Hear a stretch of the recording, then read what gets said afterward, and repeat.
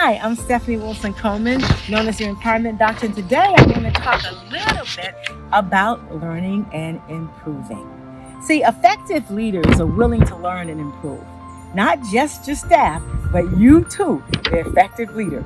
You have to be willing to learn and improve. So this means reading, asking questions, going to seminars, and regularly having conversations with other leaders. See, everyone has weaknesses, but these areas can be strengthened by education and a willingness to learn.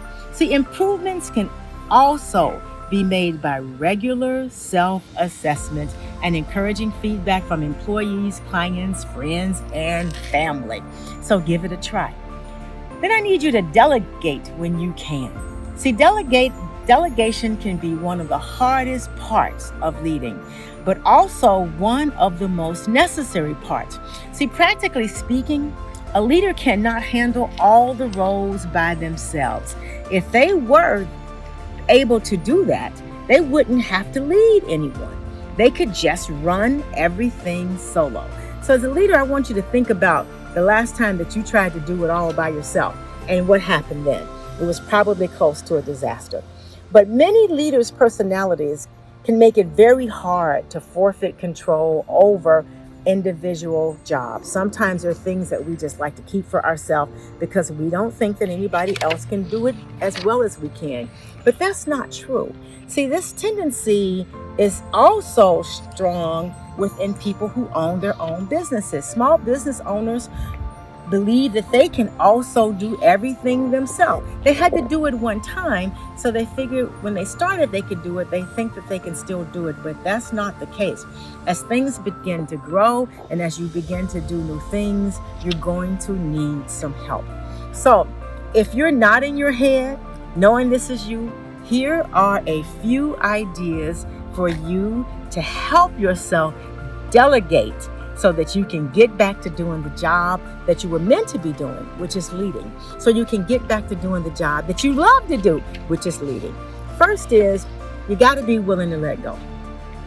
As a leader, it's important to understand that others aren't going to do things the same way that you do things at every turn. They're individuals. They got different personalities and talents. They even have different friends and connections within the organization. So they will make decisions and functions in their unique ways. Okay? So you have got to be ready for that. You've got to give them room for their individuality. If you don't, remember, people are looking and they're going to always believe that you do not trust them. So let's put that aside and let's start to trust them. Choose the right people. See, one essential element of delegating is choosing the right person for the position. So having a good group of people's strengths and talents will help you place them in positions that play to those strengths. I know a lot of corporations do strengths training and they do assessments of that. So you should have a good idea as to whose strength would do well in what area. Then give clear directions for the roles of each person. So to avoid chaos and confrontation, you have got to delegate clearly. So each position should know exactly what the job entails, as well as any time there will be any crossover with other positions. You've got to make sure that that happens. And of course, one important thing is good communication. See, communication is central to good leadership. For many entrepreneurs and visionaries, the ideas are clear in their minds, but things break down when they begin to delegate. So I want you to avoid the temptation of doing absolutely everything yourself, because you can't do that.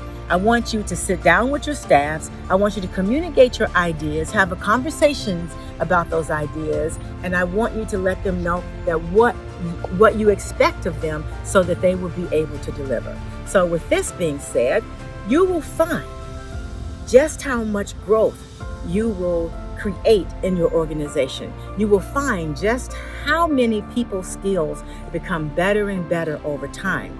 And then you will find that you all will always be delivering an outstanding product. My name is Stephanie Wilson-Coleman, known as the Empowerment Doctor. And as I always say, life is too short to drink cheap champagne. Have a great day.